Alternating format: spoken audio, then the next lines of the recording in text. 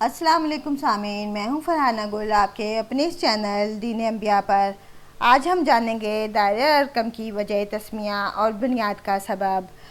آپ صلی اللہ علیہ وآلہ وسلم نے جب وحی کے بعد دین تبلیغ کا سلسلہ شروع کیا تو قریش مکہ نے آپ کے خلاف محاذرائیاں شروع کر دیں۔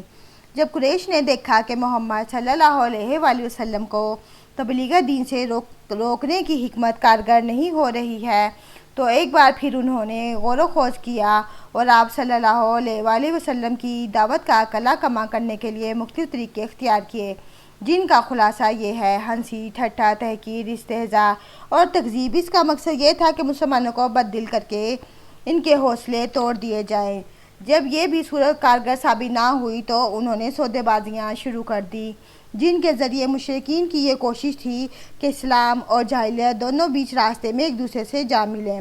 قرآن پاک میں اسی سے متعلق ارشاد ہے، ترجمہ: وہ چاہتے ہیں کہ آپ ڈھیلے پڑ جائیں تو وہ بھی ڈھیلے پڑ جائیں۔ یہاں بھی بات نہ بنی تو مشرکین مکہ نے ظلم و جبر کا بازار گرم کر دیا۔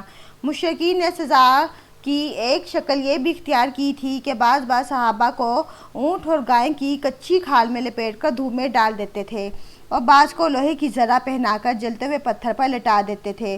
در حقیقت اللہ کی راہ میں ظلم و جبر کا نشانہ بننے والوں کی فہرست بڑی لمبی ہے اور بڑی تکلیف دہ بھی۔ حالت یہ تھی کہ جس کسی کے مسلمان ہونے کا پتہ چل جاتا تھا، مشرکین اس کے در پر ہو جاتے تھے۔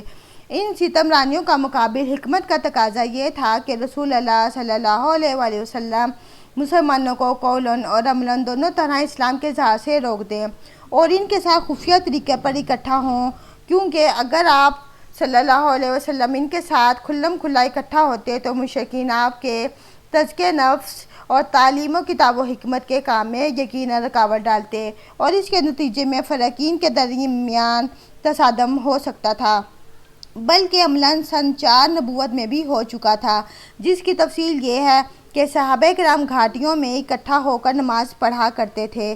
ایک بار کفار قریش کے کچھ لوگوں نے دیکھ لیا تو گالم گلوچ اور لڑائی جھگڑے پر اتر آئے۔ جواباً حضرت سعد بن ابی وقاص نے ایک شخص کو ایسی ضرب لگائی کہ اس کا خون بہہ پڑا اور یہ پہلا خون تھا جو اسلام میں بہایا گیا۔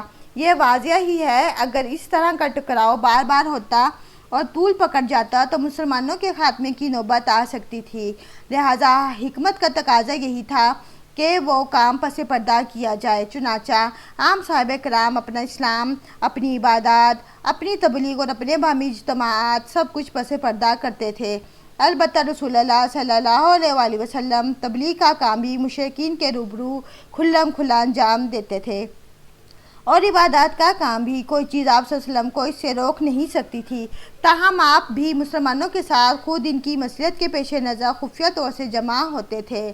ادھر ارقم بن ابی الارقم مخزومی کا مکان کوہ صفا پر سرکشوں کی نگاہوں اور ان کی مجلسوں سے دور الگ تھلگ واقع تھا، اس لیے آپ صلی اللہ علیہ وسلم نے 5ویں سنہ نبوت سے اسی مکان کو اپنی دعوت اور مسلمانوں کے ساتھ اپنے اجتماع کا مرکز بنا لیا۔ تو سامعین، ارقم ایک صحابہ کا نام اور دار کے معنی جگہ کے ہیں، اور دار ارقم کی وجہ تسمیہ اور بنیاد کا سبب بھی یہی تھا کہ دین و تبلیغ کا سلسلہ جاری اور ساری رہے۔ اگر آپ کو ہمارا یہ معلومات پسند آئی ہے تو ہمارے چینل کو سبسکرائب کریں، لائک کریں، شیئر کریں اور کمنٹ ضرور دیں تاکہ اسلامی دینی معلومات کا نوٹیفیکیشن سب سے پہلے آپ کو مل سکے۔ دعا میں یاد رکھیں۔ جزاک اللہ۔